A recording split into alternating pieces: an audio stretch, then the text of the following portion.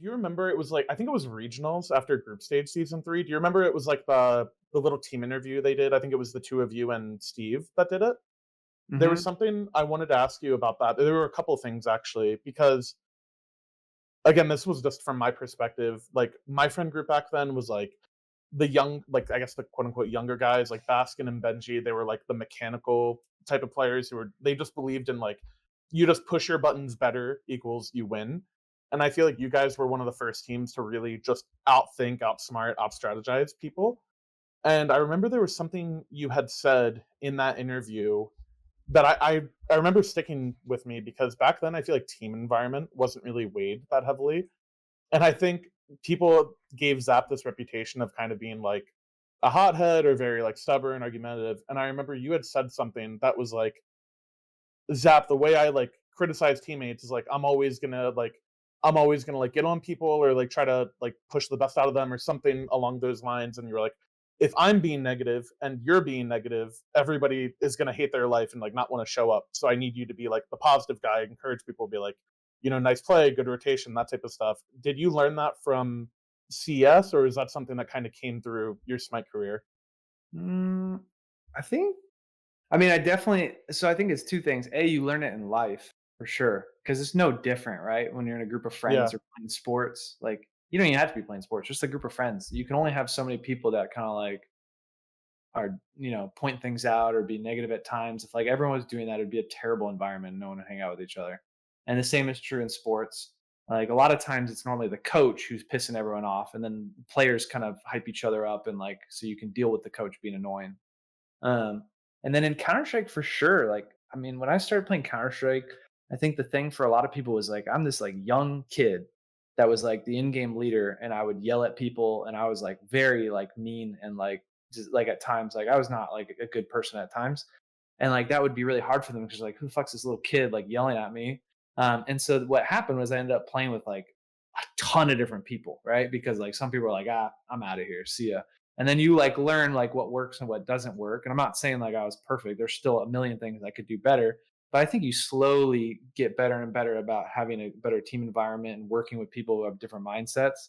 Um, and so you just get to the point where you're like, and I could see that like Zap would do things from time to time that were like really good. Like he had a good way of talking to people to make them feel better. Like he's a charismatic guy, like he's a fun guy to be around. Like when he's in a good mood and he's like doing those little things, it really helps make other people feel more comfortable and like laugh and like have a good time.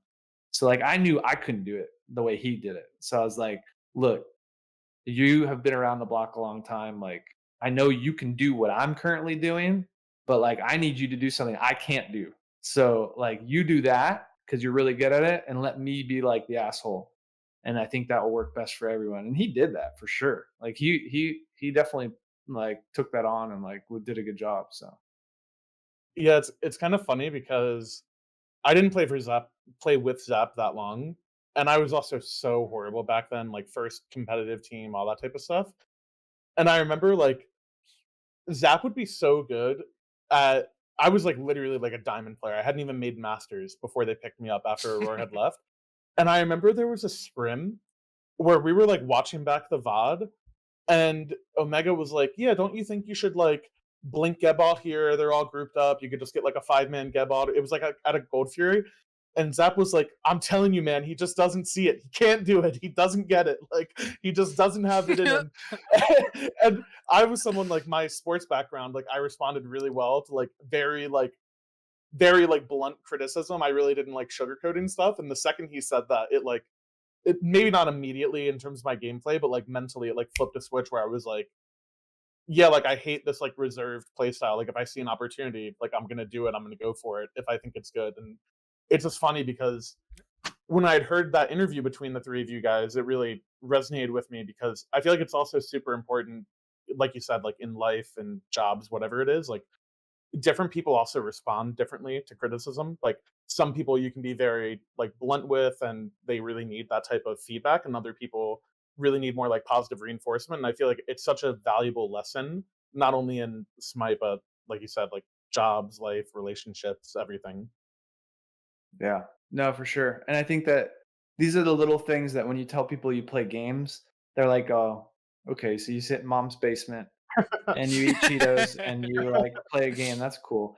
But like what they don't realize is like, okay, but actually you have been on multiple teams with people from all around the world, from all different walks of life, with all different personality types who respond to criticism in different ways and communicate in different ways.